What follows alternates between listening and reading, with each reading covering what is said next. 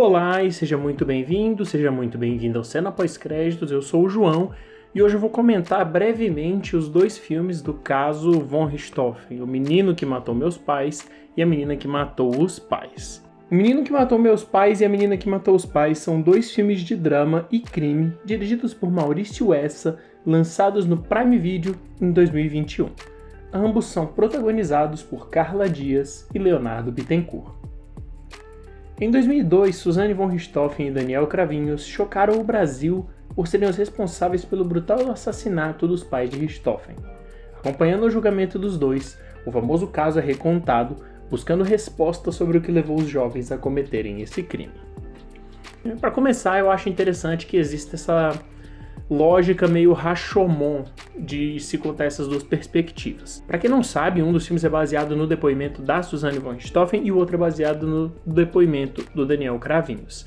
Então é um jogo de ela disse, ele disse, e aí quem tá falando a verdade.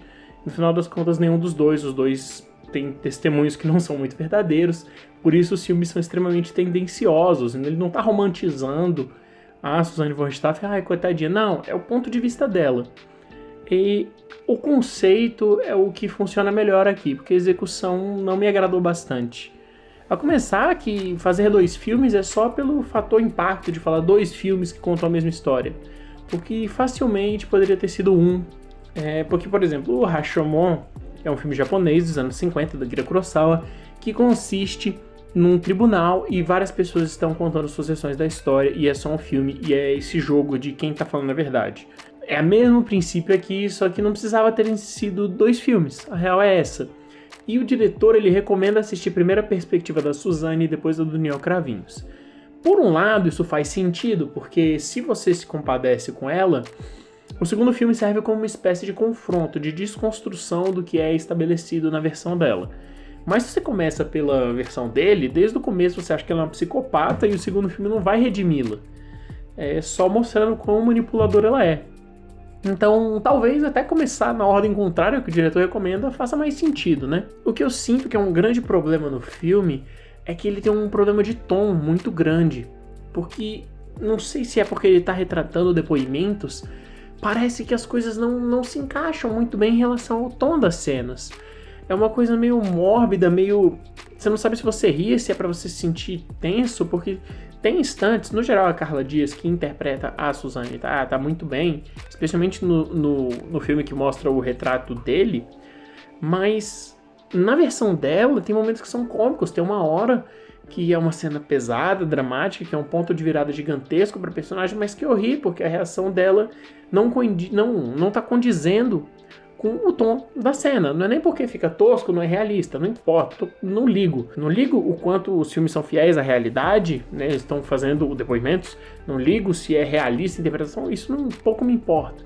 O que me importa é que os filmes sejam coesos dentro de si, e eles não são. Um outro problema, que pra mim é bem marcante, é que o filme não tem pra quem você torcer. Não que todo filme precisa ter um mocinho e um vilão bem estabelecidos, mas no filme meio que ninguém se salva. Todo mundo é gente ruim, então é muito difícil você ficar emocionalmente investido nessa história. É muito mais uma questão de curiosidade de tentar entender o que está acontecendo. Por exemplo, os pais da Suzanne, na versão dela, são uns ricos babacas. Na versão dele, eles são muito babacas mesmo. Então o impacto da morte deles não vem de como o filme desenvolveu isso. O impacto vem do seu conhecimento prévio vinculado ao caso que aconteceu em 2002. E que, por exemplo, pra mim, que eu era muito pequeno quando aconteceu, é mais de saber que existiu isso, porque eu não vivi essa época do julgamento intensamente nem nada. Então eu acho que o filme não faz um bom trabalho em desenvolver os personagens coadjuvantes. Os dois principais até vai, eles têm muito tempo de tela, não são dois filmes, né? Filme pra caramba. Mas os personagens coadjuvantes, eles entram e saem da trama de forma que eles são, de fato, recursos narrativos, ao invés de pessoas de fato, que faz com que o seu vínculo emocional com eles seja simplesmente porque eles são pessoas, você não quer que os caras morram, mas não porque o filme construiu isso ao longo das suas 3 horas, é como se fosse um filme grande de 3 horas, de duração. Agora, é interessante você prestar atenção na questão visual e técnica por trás da produção dos dois filmes. Primeiro, porque o trabalho de montagem realmente é primoroso, porque você não se confunde, né? Pra mim estava sempre muito óbvio o que estava acontecendo em relação às linhas do tempo, não existe uma confusão em relação a isso. E como o filme fica dando saltos, né? São duas perspectivas diferentes, poderia acontecer. Mas o que mais me agrada é como a mesma situação é retratada de formas completamente diferentes. Os trejeitos, os maneirismos na interpretação, o posicionamento de câmera, um objeto como uma grade que passa a aparecer, que vai representar um distanciamento, que vai representar algo, objetos que vão aparecer, mudança do enquadramento que vai ressignificar as dinâmicas de poder dos personagens. Para mim isso faz sentido, para mim essa parte é muito legal. O problema é que, para além do exercício de se fazer o mesmo filme de duas perspectivas diferentes, é completamente vazio, ele não tá falando muita coisa, ele não tem algo a dizer. Eu acho que o interessante é justamente você ver uma história de true crime, né, um crime real brasileiro, de você querer entender o que se passava na cabeça deles, como cada um joga a responsabilidade no outro, mas no final das contas, para além do seu interesse com descobrir o que aconteceu na história do filme, ele não tem muito mais a oferecer. Tudo bem que o cinema é arte que pode, né, junto da pintura, talvez, a fotografia, ser um exercício de técnica, uma coisa vazia em prol do primor técnico mesmo, sem um grande significado. Mas é pouco. São filmes que não tem nada a dizer. Filmes que, a depender da ordem que você assiste, ou eles conversam, ou eles se confrontam e se anulam. Então é uma experiência muito diferente. Eu acho que, pelo conjunto, eu achei muito ruim. Eu realmente não gostei. Eu acho que eles são filmes problemáticos. E um outro grande mérito que eu preciso citar é, de fato, são as interpretações.